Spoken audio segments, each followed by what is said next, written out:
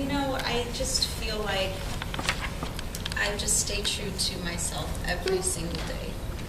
And I do this because I absolutely love it.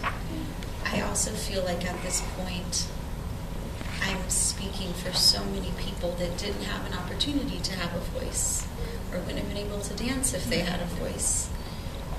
I danced for Virginia Johnson, for Raven Wilkinson, for Carmen de la Plade, and I just understand the importance of it, but I wouldn't do it if I didn't absolutely love it and want to kind of carry all those people with me when I dance and when I speak.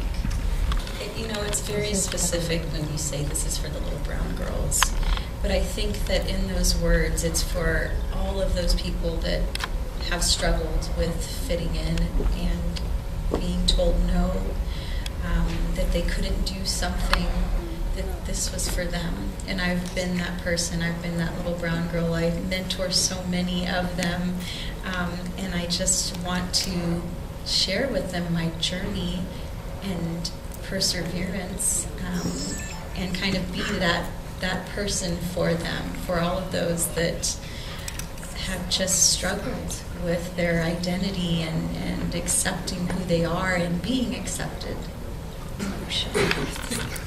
Outside the largest crowd I have ever seen waits. Prominent members of the African American community and trailblazers in the world of dance who have seldom received their due are here tonight. Arthur Mitchell, Deborah Lee, Star Jones, Nelson George. But I know I will also dance for those who aren't here, who have never seen a ballet, who pass the Metropolitan Opera House but cannot imagine what goes on inside. They may be poor like I have been, insecure like I have been, misunderstood like I have been. I will be dancing for them too, especially for them. This is for the little brown girls. I stand in the furthest upstage wing when the curtain rises. There are a flock of firebirds who enter the stage first after Yvonne the Prince. I can feel the anticipation rolling off the crowd as they pose and preen. They expect me to be among them. I take a deep breath. The music starts, and with it comes the cheers, a great roar of love from the audience. I realize in that moment that it doesn't matter what I do on the stage tonight. They are all here for me, with me, here for who I am and what tonight represents. I run onto the stage and feel myself transform. As I approach center, my flock parts, leaving me to stand alone. There's a brief... It was, I think, important with the reach of this book to so many people that maybe didn't know a lot about ballet, to share what so many dancers experience. You know, I'm not the first person to go on stage and perform injured or have surgery, but I think it was so important for me to really share all that dancers give of themselves, and even in those moments where you're just like, I have to do it because sometimes it's bigger than yourself. And that's what I felt in that moment. I was 29 years old, given the chance to do one of the biggest principal role I'd ever been given. And it's rare at that late age and to be that old and get your first opportunity. I thought if I don't show all that I can become in carrying an entire ballet on my shoulders, that I would never be given the opportunity again, and I would never be a principal dancer with American Ballet Theater. So when I realized I was severely injured, I didn't know at the time that I had 6 stress fractures in my shin, but I knew that it hurt to walk.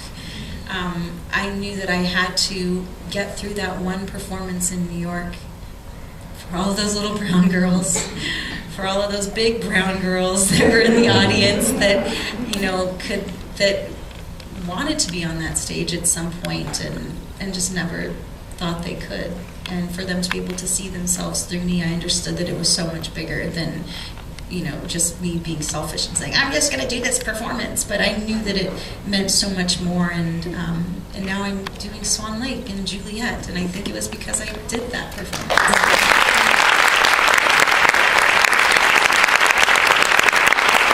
Okay. Hi, Misty. Okay, sorry. So right now I'm in 3 different dance schools, and I'm juggling high school and dance. And sometimes I'm feeling it's hard juggling all of it, and sometimes I'm just like, school, why is this so important? Like, why do I have to do this? Why do I have to do homework? I should be rehearsing. Like, can you give me some advice on like how I should weigh the school and dance? And I have an issue with lateness.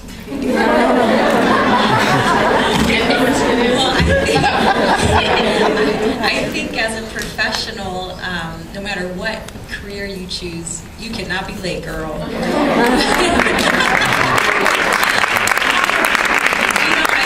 I think at your age, for me, my mother made it very clear that education was important because who knows what can happen to your body. And I needed something to fall back on if something happened or I didn't get into a company.